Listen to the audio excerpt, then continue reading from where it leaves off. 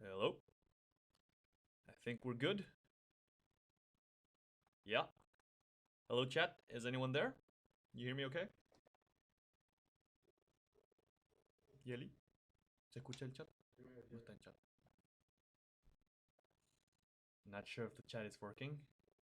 Or the mic. Yes, hello? Yes, I think we're good. Hello. Welcome, everyone. Welcome once again to a new Thursday stream. Thank you.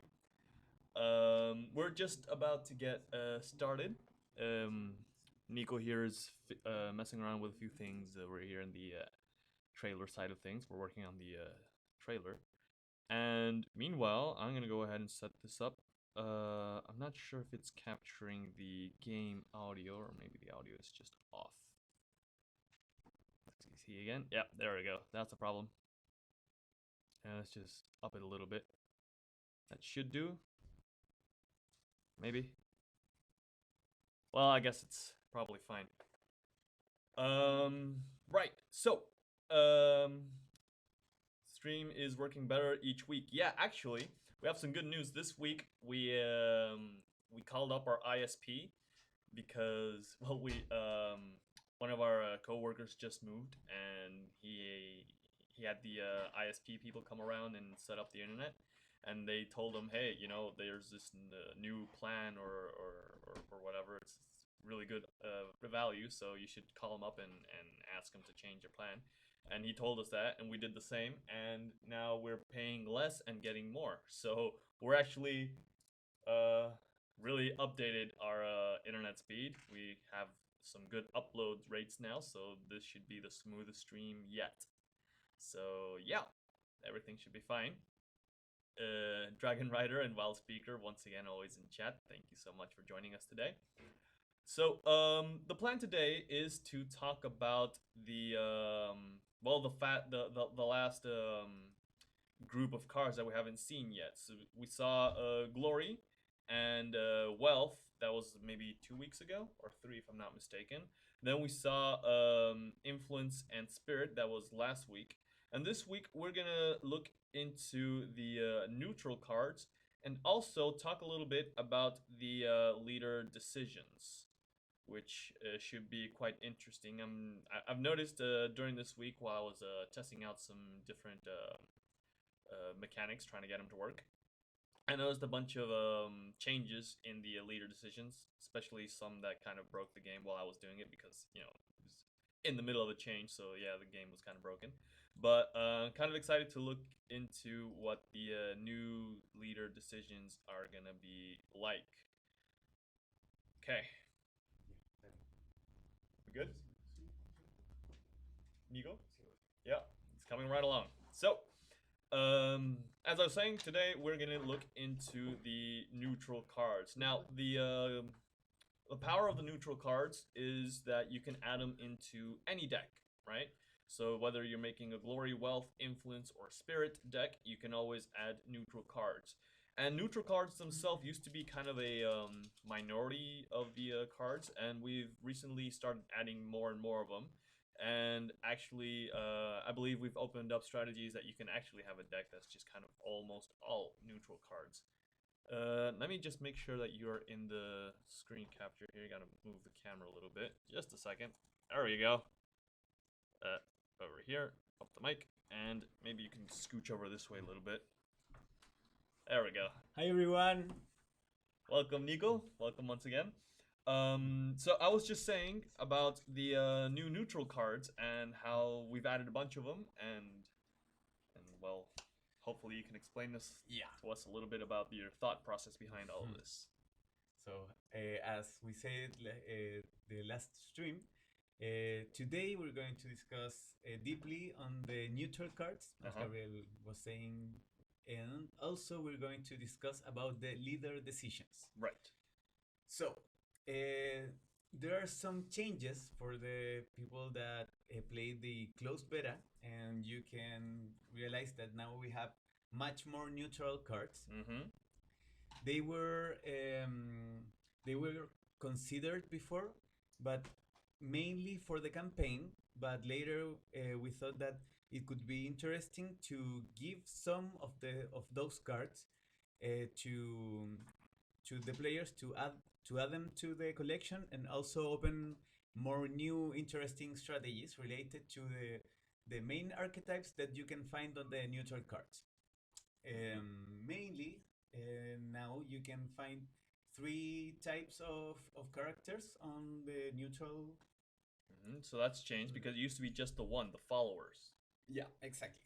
So the follower, it's the main or the initial archetype that you can find on the neutral cards. Mm-hmm. You at the closed beta we have the attentive settler, the educated settler, the supportive settler, and the well-known brave settler. Yeah, yeah. The informed settler also, and the servant was also too. Then we added the other settlers because I think that it could be really interesting if on maybe not for the core set, but later we can design some leaders that can make interesting play with the followers, that play with common people instead of the main archetypes Right. of each power. Right. So they work with the followers instead of the warriors or survivors Yeah. or any other specialized archetype. Exactly. So you Okay. can make an interesting strategy with low level cards, and it's to open to give more to give some space for later design. Right. Give it a bit of a creative room. Uh-huh. So are all followers low level cards? All followers so far are from level 1. Here you can see the level. Yeah. And also they have low stats. Mm-hmm. There are some design principle that we want to make it explicit for all of you, and all the neutral cards, as you can have it on different decks and on every strategy. Right. We're trying to keep them a little bit lower or on the curve, and we're trying to not have them a little bit up. Right. They need to be below the curve since you can add them to any deck. At the curve or a little bit below. I see.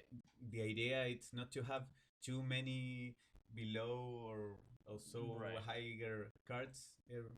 But I do see some very good potential if you're making like thematic decks. Say, for example, I once tried to make the intellectual decks, and I see the educated settler has the add manuscripts to your hand, which would be playing really well into that deck. So I wouldn't have many of them, you know. It's just maybe the one or two, but it would be helpful towards that deck. Yeah, exactly. The idea is to have different kind of setters that could be attractive for different strategies, but also set the basis to make this future follower archetype deck. Right. And we can have some cycle, some thematic cycle on the followers, mainly with the grateful, no, here, the educated settler. Mm-hmm. He has initiative, add a manuscript to your hand. Right. The generous settler, add a supplies to your hand. The supportive settler, add goods to your hand. Mm-hmm. And we have this one that it's a placeholder art so far. It's the armed settler, that initiative, add a ship to your hand. Yeah, he doesn't look very armed to me. No, not too many armed. At one point, I thought that maybe we could use that art, but like some travieso, like naughty maybe. Naughty, yeah, I guess it's naughty. Yeah, naughty settler or something like that. Yeah, the belly mischievous. boy. Mischievous, I think Yeah, is the word. mischievous settler or something like that. That he can add you a ship. But I was thinking that maybe we could have some issues for having a child Run on around the with a board weapon. and Yeah. fighting the monsters, and I don't know if we can have some content censorship problems. I about kind of that. get it. Yeah, yeah. So Makes sense. so far, it's a placeholder art for the internal testing phase. I hope that at the open beta, no, I'm sure at the open beta we're going to have the end art of this card. So far, he's part of this neutral card cycle where each one summons one of the main or one of the basics neutral supports that we can see them here: Right. the goods, the manuscripts, the sheaf, and the supplies. Hmm. All of them are collectible, are really simple, and there are a lot of cards that play with them. Yes. They summon, they invoke these cards, or they gather power if you have some of those on the board, Right. etc. So let's continue with this one. So the followers, and we have the other ones. We have the settler, that it's the vanilla, Right. the 1/3. We have other ones that could be helpful, like the attentive settler. At the end of your turn, heal other friendly characters by 1. That means that other allies and yourself, you are healed by 1, and it's a 0/3. That's pretty good value, actually. Yeah. Yeah. It would work well if maybe in a warlock deck Yeah. where you're In actually Spirit, hurting yourself.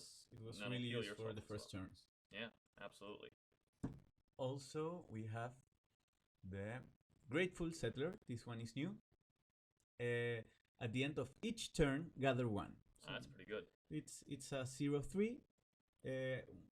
This one has not been tested a lot so far, but we would like to know how it works. Maybe it could be the card that you can use to face some fatigue decks. Yeah, I was thinking maybe I was actually thinking more on the lines on the mercenary deck where you're expending a lot. Yeah. This will help you recover as well. And I don't know if it's fine if it's a 0/3, or maybe it could work better being a 1/1, or maybe 1/2. It's too strong. That's what we are going to be seeing on this phase. It still needs balancing. Yeah, exactly. It's open to balance like all of the cards, but of course. so far I think that it's a simple and good.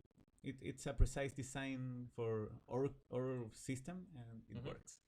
Then we have the Kind Settler. Initiative, draw a card. Previously, this ability and these stats were part from wealth of this one, of the Street Vendor. Right. But drawing cards in Causa, it's not as strong as in other card games, because we have a drawing rhythm. Right, because since you always draw 4 cards, up to 4 cards at the start of your turn, getting one more card isn't really that much value, or you can actually just get 4 at the start of your turn. So I get it. So drawing is not that good value. Exactly. And we changed the Street Vendor to make it more interesting for a fatigue deck on wealth, especially for the trader deck, where everyone expends 1 and then draws a card. So you still are drawing that card that you draw before, but now you're expending, but also your opponent is expending 1 and drawing 1. Right. That's pretty good. So that simple ability, it's now for a neutral follower. So we have a question here. It says, why are neutral cards so important to build a strategy in Causa? To start, it's important because most of them are really simple cards, so they are good to start to learn. Are important to have some cards that can be shared in different strategies, and also it's a metaphor, because the neutral cards in this world, and they represent people on different settings and reality context also. Right, like normal citizens. Exactly. Right. They are more common than others, so that's why all the followers are common cards. And I'm sorry. And they are like they set some of the basis of the game. Right. Right. I mean, as in Causa, you play you play as a leader, right? And leader needs followers. So it makes sense to have specialized followers such as warriors and such, but also just people, like regular people, helping you out as well if they believe in your cause. Then we continue with the other ones. We have this new follower that I like it a lot, the Hungry Settler. This one, a 0/2. I don't know if it's too weak, too strong, but I really like this one. At the end of each turn, everyone expends 1. Okay. So that's mean that she's asking for some monies for some Uh food. huh. You just kind of And handing it out like, all right, here you go, here you yeah, exactly. So go. Okay, I everyone get it. is expanding for this little card. So you can leave it. It's a 0-2. You can leave it on the board, but maybe if you're not putting attention properly, maybe you will run out of deck. Yeah, it's always dangerous to have expending on each turn because you might just discard that one card that you were looking forward to.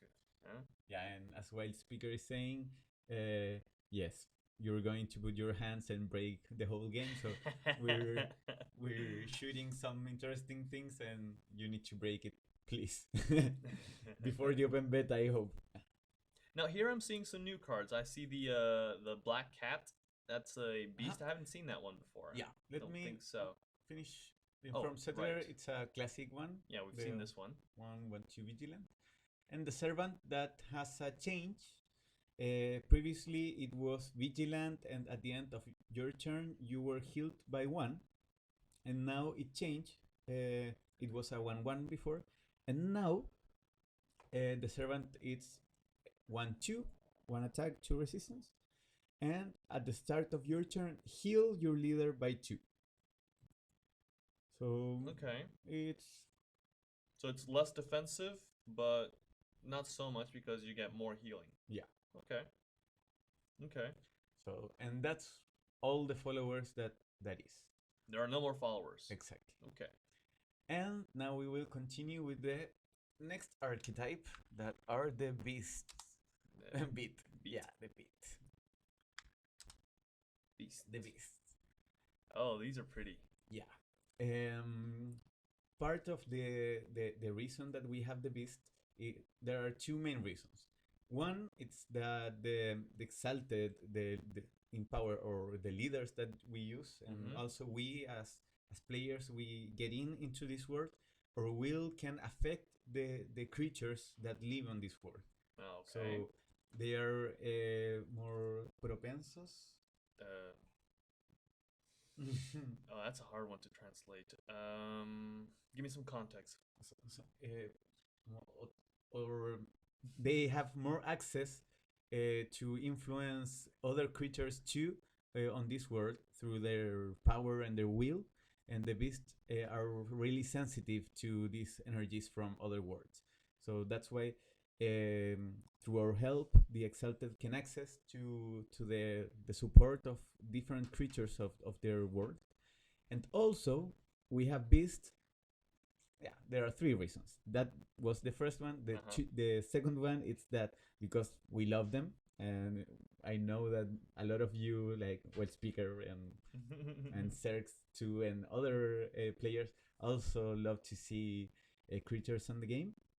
And the third main reason is that it's an opportunity to present you part of the setting of Dusk of Times or Voices of the Dusk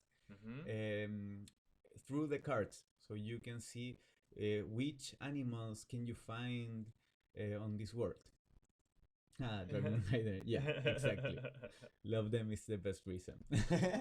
It's totally true. Yeah, it's true. So it's true. I do like having the black cat. Yeah. I think it's really cute. The black cat, it's level 1/1/1 and has hidden and sneak. Oh, so we finally did change the sneak. We were talking about this last stream. We were talking about this was the I already forgot the name of it, how it was before. You don't have to remember. That's fine, but I do like sneak more actually. It makes a lot of sense. So it's hidden and sneak. Yeah. So it makes a lot of sense. yeah. It's a sneaky cat. I like it. Sneak, it's an ability that it's really present on the animals, on the beast in general. Here we have the hunting dog. We have this placeholder art so far. I see. And it's a simple card, level 2/2 with sneak. Oh, there it is. It says furtive right there. That one needs to get updated. Yeah. But that was the one, furtive, right? I do like sneak better though. Yeah, furtive. It's on the keyword explanation, but on the next build, it's going to be updated, fixed. right? Yeah. Then we have the Nistali Owl.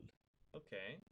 This one, it's a level 2/1/2 vigilant and sneak. Okay. It's also a simple card. It's part of the beast that you can find on the Sertorati archipelago. Mm-hmm. Then we have the pack donkey. Level 2, it's a 1/3. And initiative, summon, invoke goods. Mm-hmm. Mm-hmm. Sounds good to me. Yeah, yeah. He's So carrying. the wolf, it's beautiful. What's up? Yeah, it's really beautiful. It for sure it's going to be after, but for the main for the core set, it's going to be a hunting dog, and this one it's going to appear later, maybe on the first expansion, but it will be appearing on the campaigns to start. This art, but for other for a white wolf.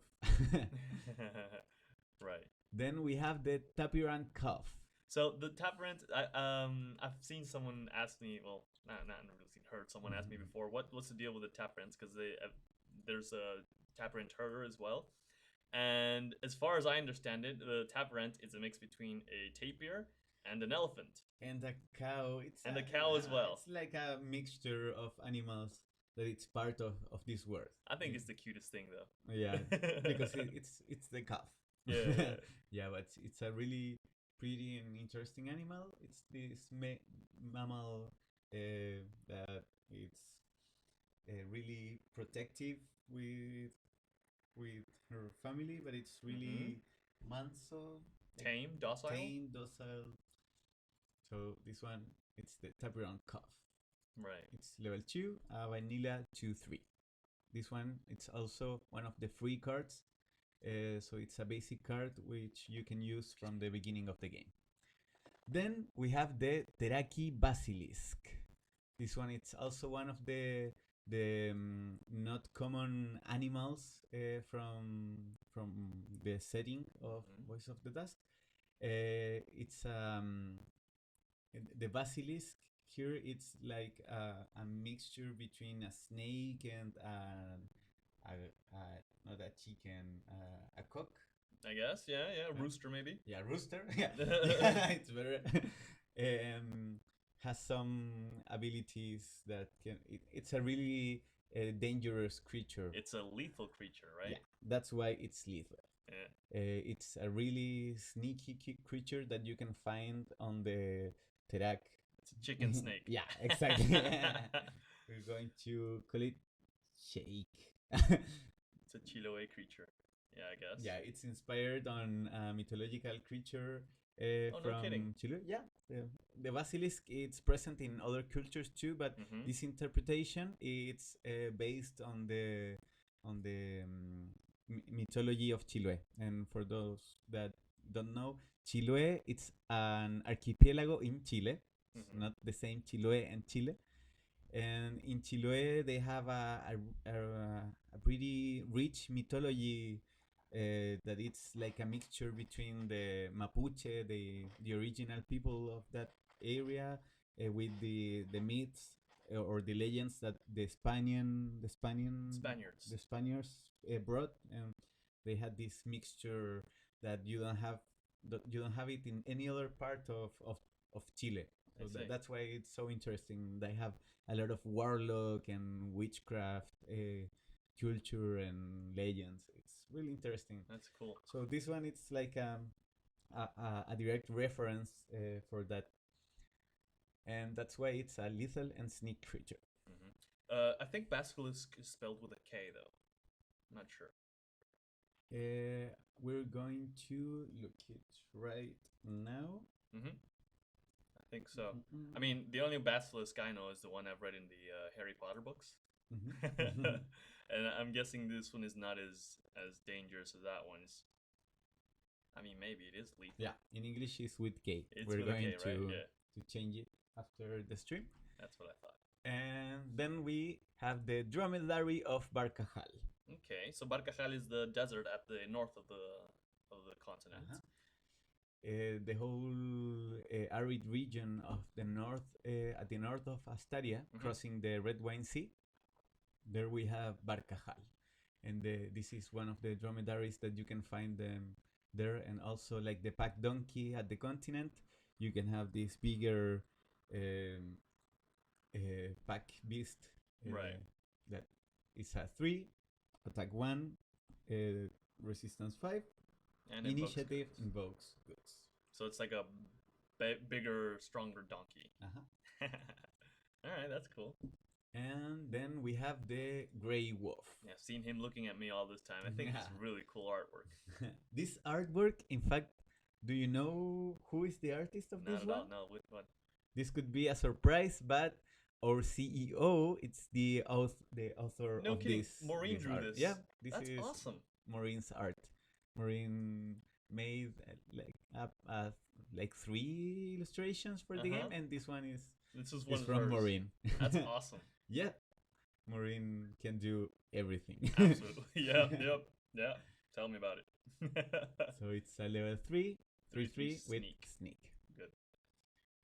Then we go with the Green Razorback. The Green Razorback, it's level 4, it's a 2/3, and it's vigilant and also aggressive. Okay, that's kind of counterintuitive, maybe. You usually think vigilance as defensive, and aggressives is kind of the opposite of vigilance. It's a particular design, Mm-hmm. but I like it because it makes sense with the creature, and also yeah, Red Dragon Rider is saying that's amazing. Marine's so talented with everything. Yeah, we know. That's why she's our Supreme Empress, CEO, and Pudu Princess, and all the titles that she wants, and even those that she don't want.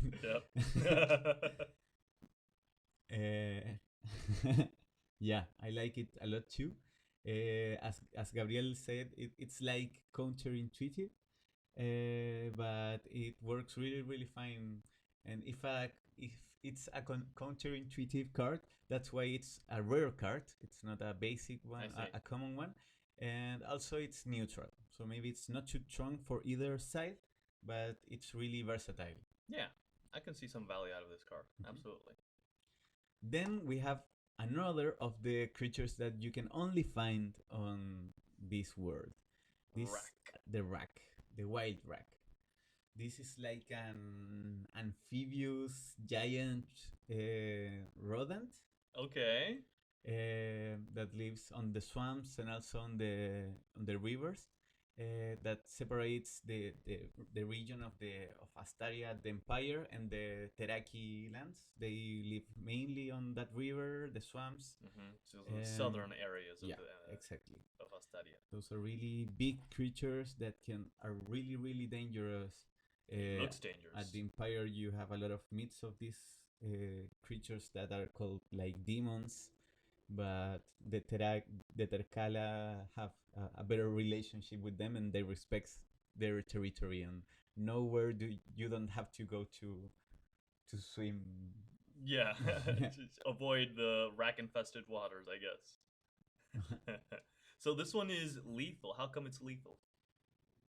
I mean, aside from being really kind of scary, does it have some sort of poison, maybe? Yeah. It's venomous, but also it's really aggressive.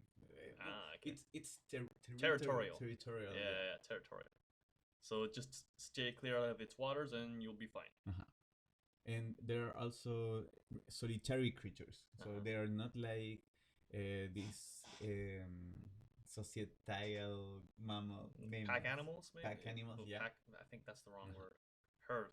I think herd is herd animals.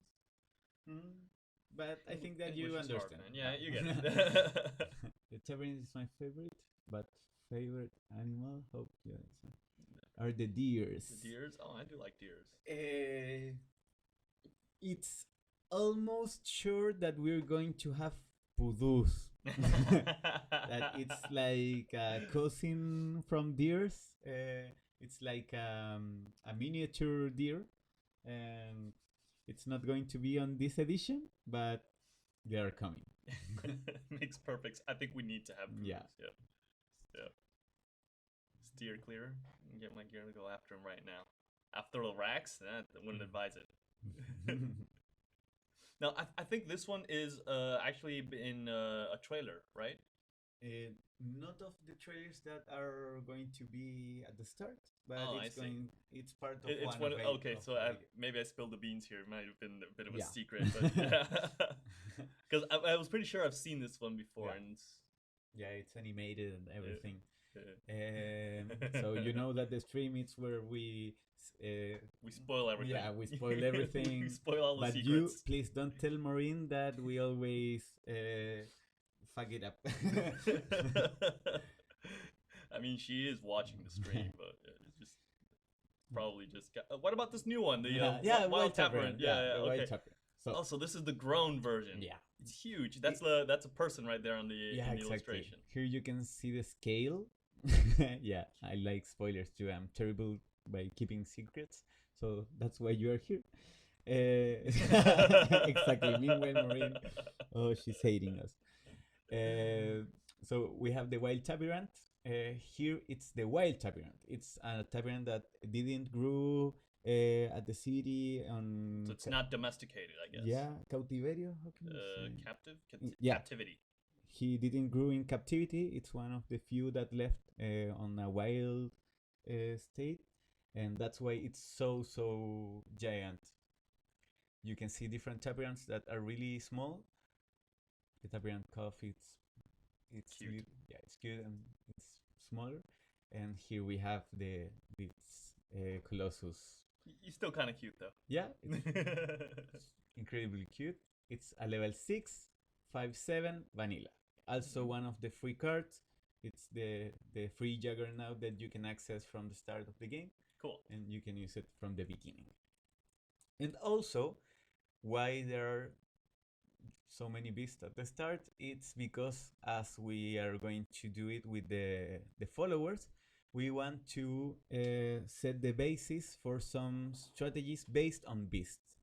So far, we have this one, the Nalarian Empath, that it's a legendary mentalist, that it's the first one that it's giving some clues about what we want to do after with this kind of with this archetype. Here, the Nalarian Empath is at the end of your turn, heal your beasts by 2 and give them +1/+1. That means that this is a great card if you're going to start making a deck with beast. I see. And we will have different archetypes on different powers also that can access to beast or improvements to the beast. For example, right. On glory, you can have a survivor that may be a beast tamer.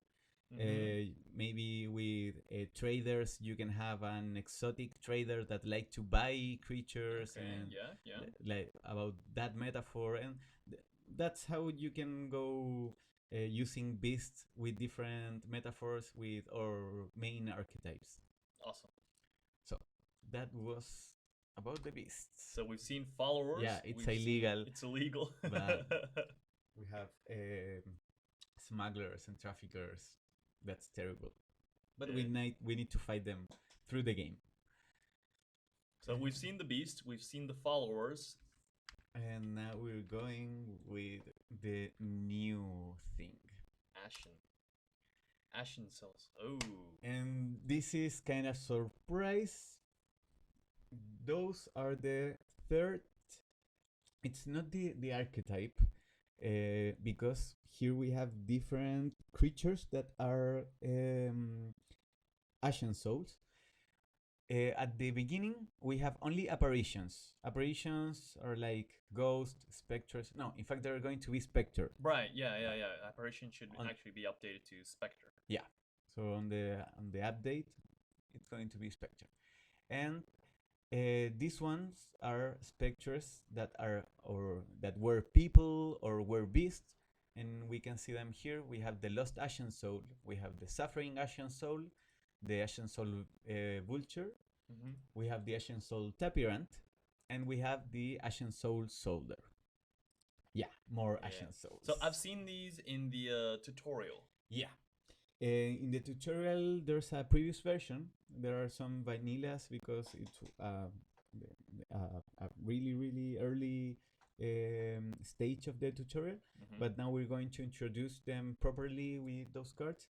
And also we have other Ashen Soul cards that are the aberrations. Oh yeah. So we have the specters that are souls trapped on the dusk, that use the ashes to take form and then disappear. Right. And then we have the aberrations that comes from of the abyss, other worlds and places that we can't understand, that are mainly enemies for the whole life that remains for the all the leaders. Wow. Enemies of life. Yeah. Yo. But these Serious ones, business. those are in the middle, and that's why we can use them from the start of the game.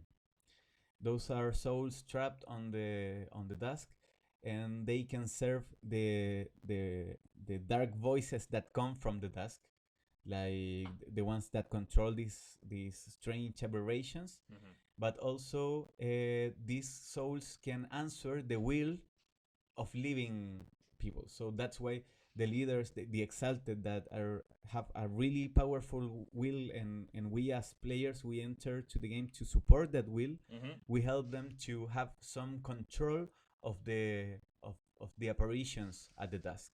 I see. So we can be attacked by Ashen Souls, but with a strong will, we can have some Ashen Soul allies that they lose their conscience, almost all their conscience. They are like repeating their last seconds before dying. Kind of mindless. It's kind of mindless with some memory, but yeah, they are really, really far away of what we understand as consciousness. Mm-hmm. But we can have some access to them. That's why we as leaders can, as we can have allies, as we can have beast allies, we can have also some apparitions as allies through our will Right. power. Through the power of will. Exactly. I get it. So they have this keyword called Ashen Soul. This is a new keyword. Exactly. And because we wanted to introduce part of the word through the mechanics, that's why we are using Ashen Soul not as an archetype, because we're going to have creatures of the dusk, or the dusklings as we call them, that are apparitions, but also we have these aberrations. Right. But all of them, all of the dusklings or the creatures of the dusk, have the Ashen Soul keyword. The Ashen Soul keyword means that at the end of each turn, takes 1 damage. That means that this Ashen Soul, it could be really strong. For level 1, it's at 2-3. Yeah, I was gonna say. It's really above the curve. Mm-hmm. But at the end of each turn, yours and your opponent's turn, it will take 1 damage. So they're strong. They have this body made of the ashes of the dusk, but they are disappearing constantly, and they disappear and they appear again in other place, other day, because they're trapped on this endless cycle. It's like an eternal material hell where they are living. Wow. And that's why we're trying to do everything to stop the growth of the dusk, and also try to rescue some of the souls that are really suffering on that space. Mm-hmm. Yeah, exactly. They are strong, but they don't last long. So the apparition itself, that's 2/2 sneak isn't from the dusk. Apparition. Oh yeah, the one that's invoked. Say the Blood Witch. Whenever she's damaged, she invokes an apparition. Yeah, that apparition isn't from the dusk. Exactly. That's a really good observation. We're going to see that card now. She's level 5, right? The Blood Handler. Each time she takes damage, invoke an apparition. So we have this one. We can see there. It's a apparition, a character level 2. It's a 2/2 with sneak. That one, it's the token that invokes the Blood Handler. Right. So, but this one's gonna keep the name apparition, and maybe the other ones are gonna be called specters now. That one is going to be apparition, and it's from the specter archetype. I get it. And also, if we someday, I don't think that soon, but have some undead creature of any kind, we're going to use specter as the archetype to refer to them. Well, I feel like these Ashen Souls are sort of undead in a certain way. They are. That's why they're specters. Also, this apparition, but our specter, but also if we have some, we have a card that summon an illusion that's going to be on the expansion. It's not yet right now, but the illusion it's also going to be a specter. Okay. Yeah. So this one, it's not from the dusk. It's a generic apparition. It's just a. It's not a special. It's just a normal run of the mill Yeah, ghost the apparition. classic. You know, obvious. We also have another apparition, another card. This one, terrifying apparitions. This one evoke 4 of that tokens, and we're going to have more cards that maybe after we have some cards that play with followers, after we have cards that play with beast and ashen souls, we also may have cards that play with these apparition cards. So that's what we have with the that normal ghost that's your neighbor. Yeah, exactly. So that's the characters of the neutral archetype. So when we were looking at the other archetypes, like say for example the warriors, they would each have their maybe token support. So such as the warrior would be what was it, battle? No, that's the event, right? Warriors had the battle for their event. You mean the support? I think it was. Yeah, I think the support. Was it?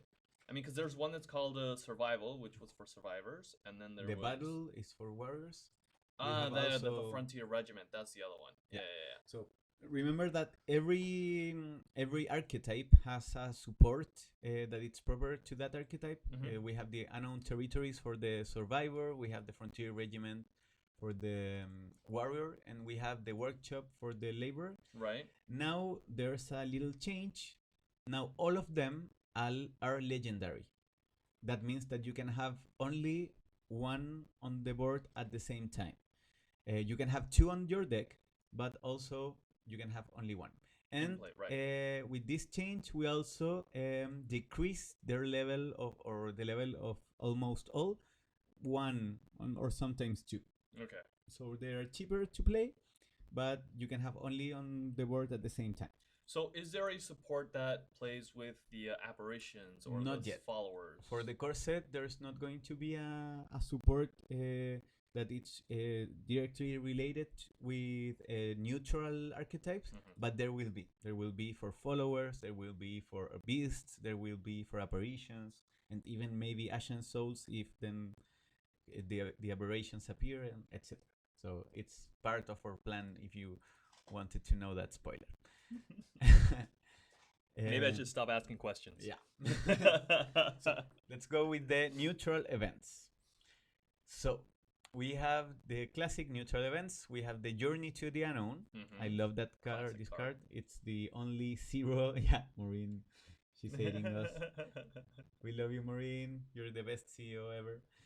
Here we have the Journey to the Unknown. It's the draw a card and +1 play for the turn. This one, it's like having a 29 card deck instead of a 30 deck. But also you can use it with cards that have some advantage when you play events or when you play cards. Yeah, I do like this one because it really sets Gausa apart from other card games, since this kind of card in other card games is really powerful. It's you just draw a card, but like we were saying earlier, drawing a card isn't that much value in Gausa. Yeah, it's not that much value. You can optimize your strategy, but not that much. But also you can keep playing the 2 cards, but in Causa you lose your deck faster than in other card games. So also it's like you're expending 1. And but it's kind of a double-edged sword in a certain regard, right? Yeah, but I really like this card. Likewise. Then we have the Party at the Tavern. This one, it's a really friendly card. Where when you play it, you heal all characters, yours and your opponent. You heal the opponent leader. You heal your leader, and then +1 play for the turn. So it's everyone's having fun. Peace for everyone, and let's have some fun. I feel like that's your kind of card, isn't it? Yeah. Only to have an excuse to party. Yeah, to party with friends. I mean, it makes sense to me. So this is a neutral card, and also has this +1 card, +1 play for the turn. Mm-hmm. Then we have this new card that it wasn't like this at the closed beta. This is Arcane Defense. Arcane Defense, it's a neutral card that can destroy support. So every power now has a card that can destroy a support. In Glory, let me go really quickly. Now we have Dismantle, because Glory before it didn't have a card to destroy support, besides the Catapult. But the Catapult, it's like a level 7. it was level 8, now it's level 7. Uh-huh. That destroy any card in play. Ah, no, you have a card to destroy support. Yeah, but Yeah, in not level really though. 7. So now Glory also have one. On level 3, destroy a support, then gather 2. I like the metaphor. You're disarming something and Right. using those resources. But influence still being the power that access faster to this ability with bureaucracy. Not faster, but with also with a good value for their strategy. Expense 1, destroy support, then your opponent expend 1. And in Spirit, we have the Mystical Overload that destroy a card, any card, and your leader takes 3 damage. It's very versatile. It has a big cost, but it's one of the most versatile cards of the game.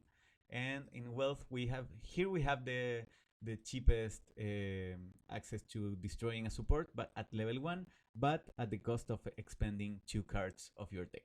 Right.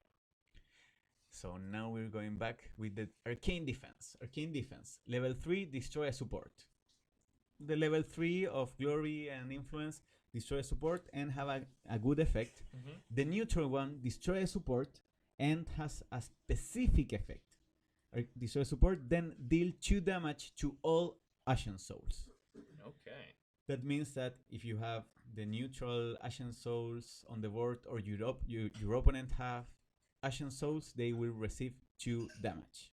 So it's a lot of damage for a card that most of the time it's not going to use the second effect. It's going to be a level 3 destroy a support, but it could be really useful card when some people will exploit the Ashen Soul archetype.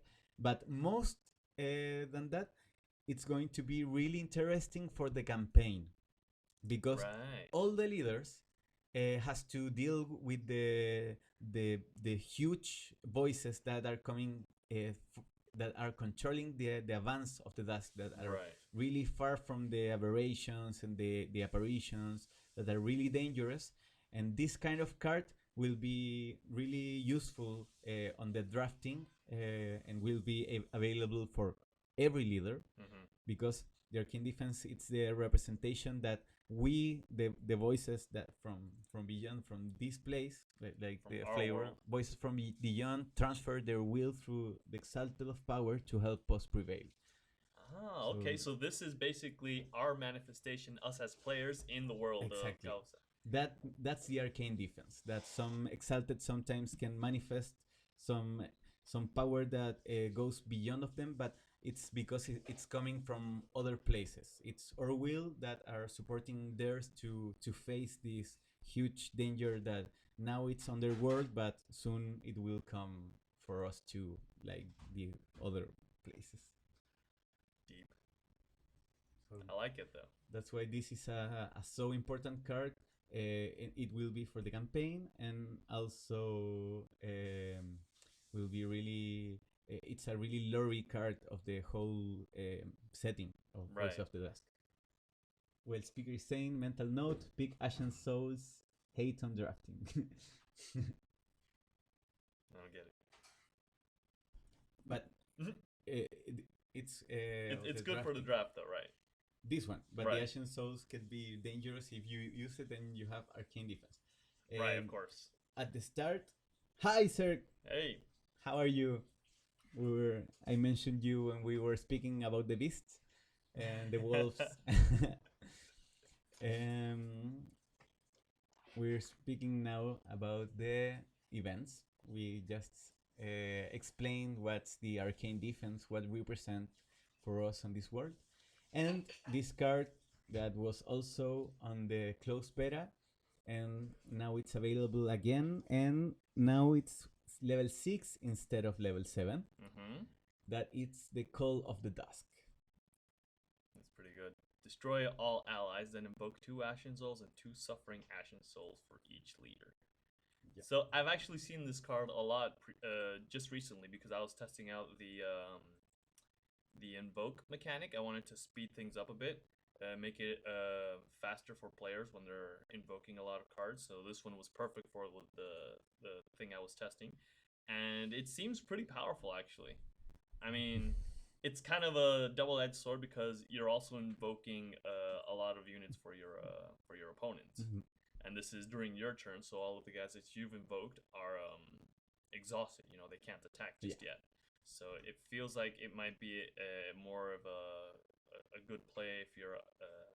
I mean, it feels like it's better for your opponent than for you. Yeah. Now we have the little advantage that the Ashen Souls receive 1 damage at the end of each turn. So also yours and your opponents are going to be damaged. But Yeah. this it's a really situational card, but it's a part also of the lore, so that we can present it through this one. I see.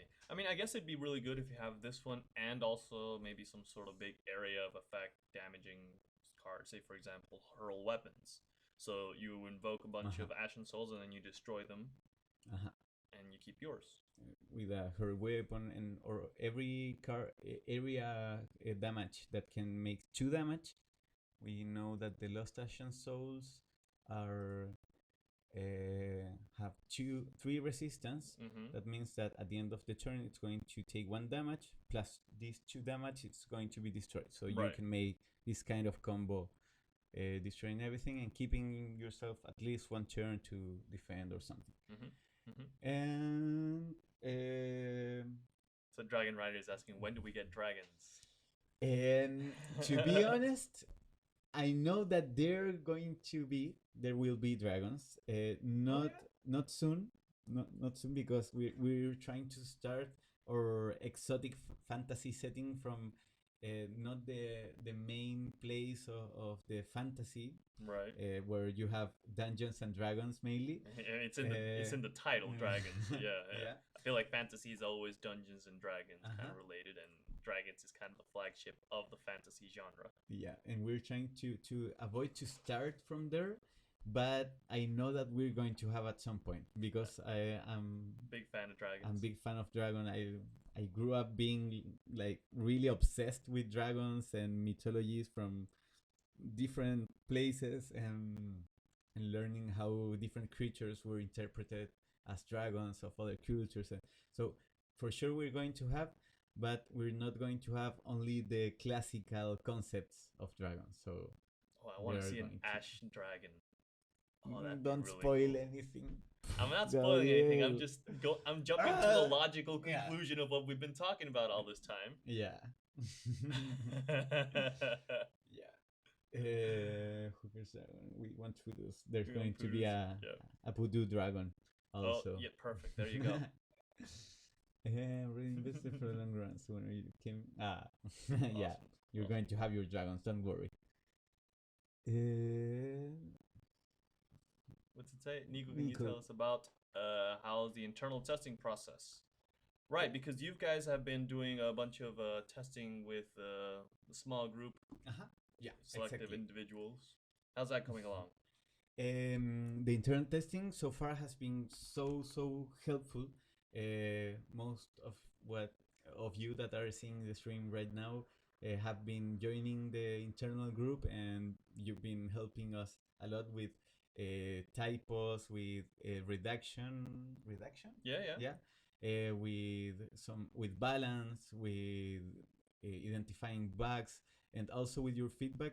It's easier to me to know where do we have to be having more content to you. Which kind of content would you like to see? What we can improve on the game and everything. We I think that what could be improved now, it's to be more structured with the play time, because rarely we have too many people that can play at the same time. So Mhm. maybe we can schedule more Right. when we're going to play. But so far, we haven't stopped been working, Gabriel, fixing the things that you're saying. I'm changing the cards. I was fixing the leader decisions that again I think that we're not going to be able to talk about them, Oh my god. but there will be for the next week because we still need to speak about the neutral conditions. That it's a really interesting point. So the internal testing. If you would like to join, if you're seeing this, it's because you're interested. So you're more than welcome to ask to access to there. You can play with us, with Serg, with Well Speaker, Dragon Rider, and everyone else that it's helping us a lot there. And a lot of thanks to all of you for helping us. It's not only a technical help, but also it's like a spiritual help. Right, It's like emotional yeah, validation, like we're doing it right, and we have all these people that are investing in what we're working on. So yeah. And we already feel that you really love this thing that we are working, and now we are working together to make it the best game that we can. So has been really really great so far. absolutely. And so uh, to to have some ending to this, I need to speak about the neutral conditions. The supports. The supports. Thank Right. you. But before going on the neutral supports, I must speak about the emblems. Right. So this is a bit of a change as well. Emblems used to be only obtainable, just without the S, yeah, only obtainable via leader decisions. But now you can actually have them into your deck. Uh-huh. And why is this change? Previously, it was a leader decision, but with the actual change of the leader decisions, one thing that we made that we're going to speak with more time on the next week, on the stream of the next week. Mm-hmm. Um, we changed this because those cards are really great. The emblems are cards that are great if you want to have a multi archetype deck. Now we're going to speak about them a little bit. Mm-hmm. But they are really complex cards for new players. Absolutely. I mean, it's just like a wall of text Yeah, there. It's exactly. it's not really easy to pick up and play with. And that's why now they are not part of the leader decisions, Mm-hmm. leaving one extra space for our leaders to have a decision that it's more related to their proper story. Right. Okay. It gives it a bit more flavor. Uh-huh. And now, but in exchange of that, we made the emblems playable cards that you can have on your collection or are collectible. Mm-hmm. They are legendary. That means that you can have only one at the same turn, at the same In play at the yeah, same in any play given at the time. same turn. Right. Right. Thank you. At the same time. Right. That's what I wanted to say. And but yeah, they are legendary. But don't worry because you're going to have one at least when you reach a certain level on certain power. So if you reach, I think that level 10 on glory, you will have one copy of this legendary card. And All right. So it's a guarantee yeah, adding addition to your yeah, collection. You exactly. don't have to cross your fingers and hope you get it from a deck. Yeah, Or you're a going pack. to have it at least one if you play a little bit with each power. So Awesome. don't worry about it. And now are level 1. That means that you can play it from the first turn. So we wanted to promote this multi-archetypes deck, and that's why now the emblems are legendary cards that you can use. Yeah, they are rewards. And also thank you for that feedback. Now we knew that we were going to give feedback, and I think that the emblem it's a really nice present for the players that are starting to play with this one. Yeah, I mean, I really like the idea because the way to get the emblem is to reach a certain level, and when you've got that level, it means you already know how to play this power, and then you get this really complex card that really opens up all these different possibilities you can add to your strategy since you've already learned how to play with them, Uh-huh. and you can Exactly. expand that even more. I And like that. Wild Speaker says, I miss the factor of you can always get it by a decision, but now you can have two on your deck, so if it's destroyed, don't hurt a lot decks like before. Yeah, exactly. Before, if the emblem was destroyed, you lose the reason why you made a multi archetype deck, or one of the main reasons. Now you have more than one. But don't worry, because I'm already thinking that further we can have some leader, a complex leader, not one of the initial ones, that can have an emblem as one of their decisions too. So Okay. it's not going to be at the start of the game, but it will be later. So it will depend how easy it's to build a multi archetype deck, and re, depending on the meta, it's we have this option to also have an emblem as a decision. So don't worry, we're thinking about that. Cool. So that's what the emblems. And for the ones that don't know what they do, if you have an ally on the board of one of each of the archetypes of that power, you have a really powerful effect at the end of your turn. So the emblem of spirit, if you have a priest, a mentalist, and a witch, you heal all friendly characters by 3. The influence, if you have a rogue, intellectual, and schemer, your opponent expends 2 at the end of your turn. The emblem of wealth, if you have a trader, a mercenary, and an aristocrat, at the end of your turn, you give protection to all your allies. That's really good. And the emblem of glory, if you have a laborer, a survivor, and a warrior, at the end of your turn, give +1/+1 to your allies. These are So pretty good. they have a little changes, but that's the concept of the emblems. And now finally, we're going with the neutral supports. Okay. So we have these ones, the classic supports that we already We mentioned these a little bit earlier. Yeah. Goods, manuscripts, chips, supplies.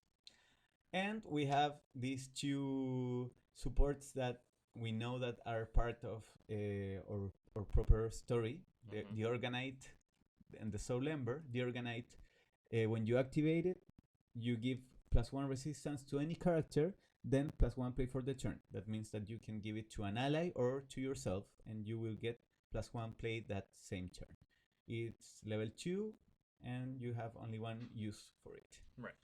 The Soul Ember, it's similar, but it works with attack.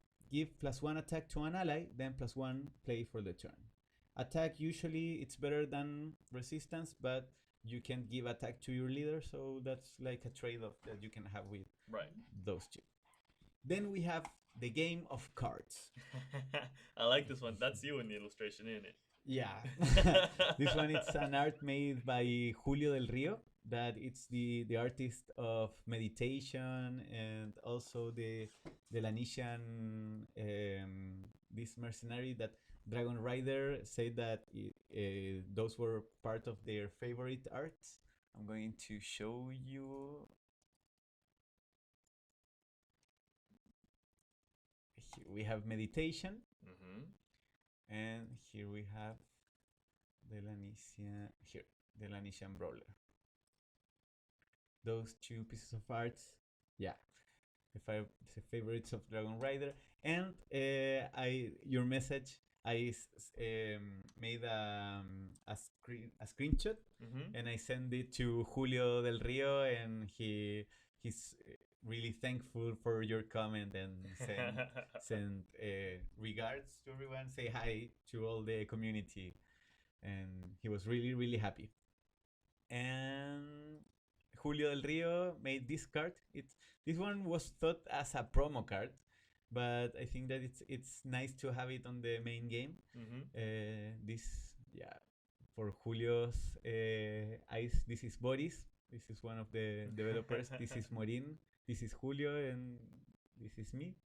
And it's a support that gives +1 play to every leader. That means that you and your opponent now are playing 3 cards per turn instead of 2.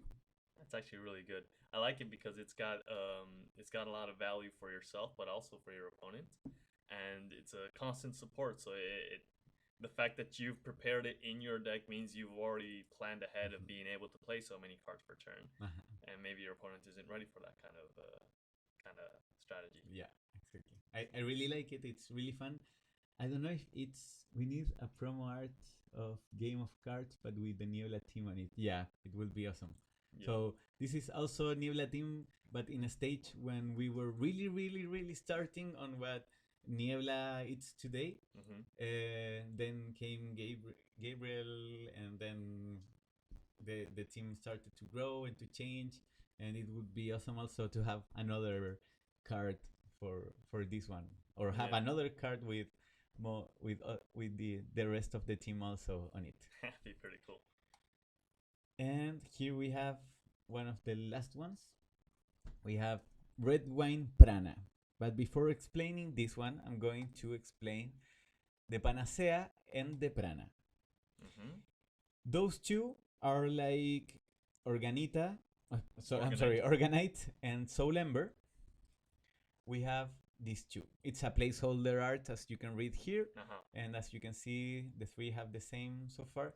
This is Panacea. This is true what it's going to be represented, but this illustration it's for another character. It's not for the Panacea card. The Panacea, it's the potion that it's made with Organite. It's like the red potion that can heal you. It's Organite treated properly to not have this over healing effect that can makes you like mutate. Yeah, mutate for overgrowing, and this only can be made with a lot of process and hard work, and it's really hard to have this Panacea, and it's called the cure for all diseases. Yeah. And it doesn't cure all diseases, but it's commonly known as that.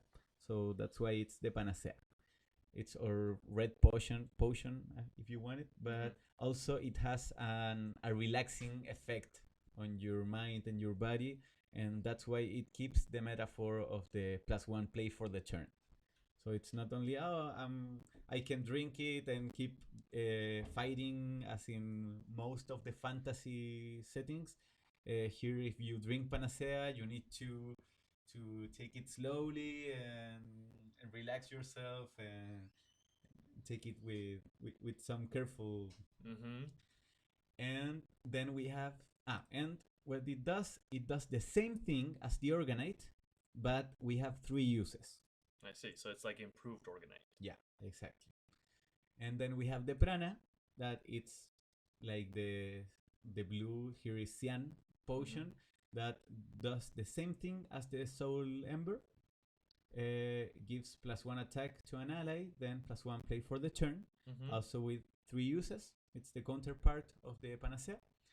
And this one also can have really activating effects on yourself.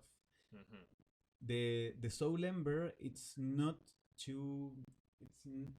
well seen on the Empire, because it's a material that you can only get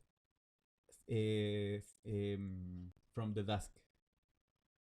That means that you went to the dusk, or you have it in a strange way, so it's rare to see Soul Ember, and that's why it's rare to see Prana. And most of the Empire is really kind of scared of the dusk. Yeah. So the fact that you have something that can only come from the dusk makes you kind of a scary person. And we already know a little bit about the Panacea and a little bit about the Prana. And then we got the Red Wine Prana. The Red Wine Prana, it's this one it's the next level illegal. The Red Wine Prana, it's the common Prana, but it really is some mixture of Panacea that most of the time can only be distributed by the Empire and the clergy. Because it must be really hard to make. It's really hard to make, really hard to get. That's why it's level 5. Right. And but some shady people that have access to Prana and to Panacea, they mix it with with other things, with other things Uh-huh. to make some volume and have some effects. And the red wine prana, it's like the main drug of the world. I see. It's the purple potion, but this one deals one damage to an ally, and then it give it +1/+1. So it's more dangerous. It could be more powerful, and this one it's really addictive, and that's why there are some shady people making a lot of money with this one. And also it's been looking, the empire it's looking who is making the main source Right. of this potion. This is the next level illegal Yeah, drug. exactly. And Wow. that's why it's the red wine prana, but it's the purple potion. And Nice. this one, you can deal one damage to an ally. That means that you can deal damage to an opponent ally. So you can use it to like poison an opponent and deal that one damage that you need to destroy him. Right. Or you can use it on your own creatures. Right, because it's after you deal one damage, it gets +1/+1. So if it survives that one damage, it'll get one attack and recover that one damage. Yeah, exactly. So it's really versatile. It's level 4. It's rare. And I would like to see it on play to see how it's working right now. And it would be awesome if you could tell us what do you think about it. And so Organite and Panacea are legal, distributed by the Empire itself as a combat drug. It's more like the pharmaceutic, like the Empire pharmaceutics that, Mm-hmm. but they can't give or panacea to everyone. So the organite it's really rare. Most of the organite now you can find it on Terak at the south of the river that separates the empire with the Terkalian clans. That means that they also have some economic interest to go to gather that organite, but Mm-hmm. the organite is sacred for the clans, and we have some resources conflict there uh, with different political views and different cultures also. And you can have some organite in some places of Astaria, but it's really rare, it's really expensive, and have a lot of uses. But yes, the organite it's legal, but no, not everyone can access to them. Most Right. of the people can't access. So it's only legal if the Empire says Yeah, it's. exactly. And the red wine prana sometimes works as like sucedáneo, like rem, a replacement for people Okay. that can't access to true prana or true organite, and that's why they sometimes go to dealers that give them really bad red wine prana that can be more harmful than that anything. Wow. So that's it's all the neutral cards that we wanted to introduce you or to update about the changes that we have been making, Mm-hmm. and to share also the design philosophy that we're following with these cards, why they exist, why what are we going to do with them now. Mm-hmm. And it would be awesome if you can share with us your impressions about these cards, and if you can tell us what do you think. You can do it here on the chat, you can do it on our Discord channel. Absolutely. You The way can goes Discord, uh-huh. usually. If you also would like to join the internal test group and you're seeing this video right now, you can also uh, write us a message. Mm-hmm. We're not opening it, the group, like It's not just publicly open. yeah, but It's invite only, but you just need to yeah, ask and you'll probably get an invite. yeah, exactly. Right. Mm-hmm. Okay. Well, thank you so much, Nico, once again for joining us here and rambling for hours about the lore of the game instead of getting to what we need to get to. But I feel like it's a good experience regardless. I have a lot of fun in these streams, and I get to learn a little bit more about the lore of the game each time. So we still need to go over the leader decisions, but I guess we'll be leaving that for next week. Yeah. which sounds fine to me. And also, we might have some news about the beta events, if I'm not mistaken. Maybe, maybe not just yet. We're going to wait for Maureen. I see. Okay, I okay. prefer to not have any problems with her. All right. So we'll need to get the go ahead from her, but news is coming soon. Is what I'm trying to get to. Yeah. So exactly. thank you everyone once again for joining us, and we will see you next week with Nico once again to speak about the updated leader decisions. So that's about it. Thank you so much for watching, and Thank we'll you. see you next week. See you next week. Bye bye. Bye.